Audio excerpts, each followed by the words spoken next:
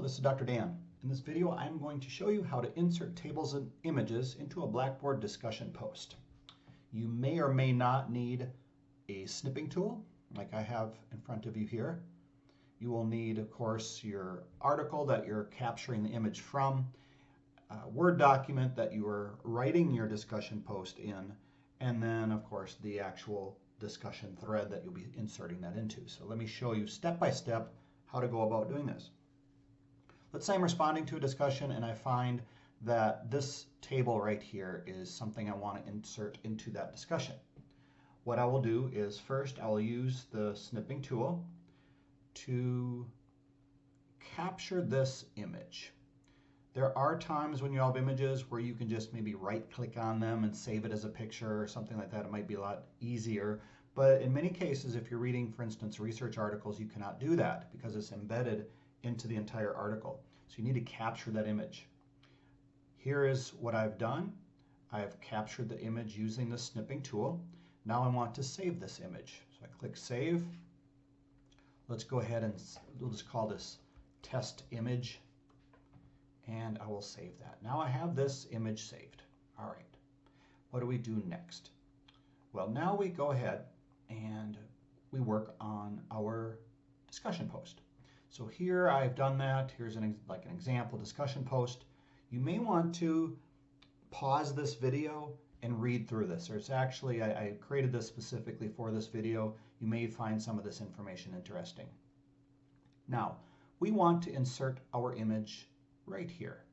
What do we do? Well, first thing we do is we will insert, and in this case it's saved as a picture, so we go to the device. Here's our test image, so we will go ahead and insert that, and now we have the image inserted into our document. This entire document now will be used to put in our discussion thread. If you are not writing a discussion into Word first, you should be, because there's many advantages to doing that, including you can save these and other advantages, such as in case Blackboard times out or something like that, you might lose all your work, so you want to save that in a document like this first. All right, so now that's next step. Let's go ahead now and go to our discussion. So in this example here, I've created a test. We'll click Reply. This may look familiar to you. And we are going to go ahead and insert our discussion post right here. So what do we do first? Well, got to go through this in a couple steps. First thing we will do is we are going to go ahead and copy the narrative of the first part of the discussion. Here's that information. Now I'll click Enter. Now we want to go ahead and insert the image. While I cannot insert this image by simply copying, pasting it from the document, it will not let me do that. What we need to do is insert the file.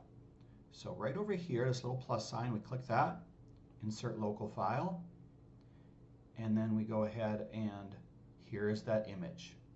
So we are going to go ahead now, again, and insert that image. All right, now there's our image. The next thing we do is we are going to go ahead and submit the rest of our discussion. So I copy that information, I paste it at the end, and then I may want to do a little bit of formatting here. So let's go ahead, for instance, and maybe I want to make this all 12-point font so that way it aligns better with our table that we're using. Here, I'll do this the same over here. Make that 12-point font so it all matches. And now we will go ahead and press Submit.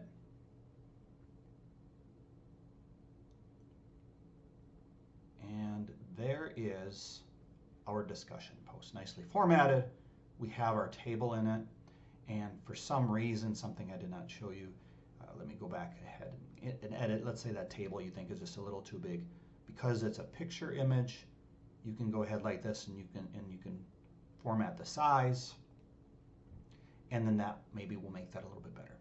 So that is how you save and insert a table, a figure, other sort of picture, any other image into a Blackboard discussion post. I hope this helps you. I do highly encourage you to insert images into discussion posts, especially if they're discussions where they're more scientific and you want to support your information with images like I have done here. Thank you very much, and you have a blessed day.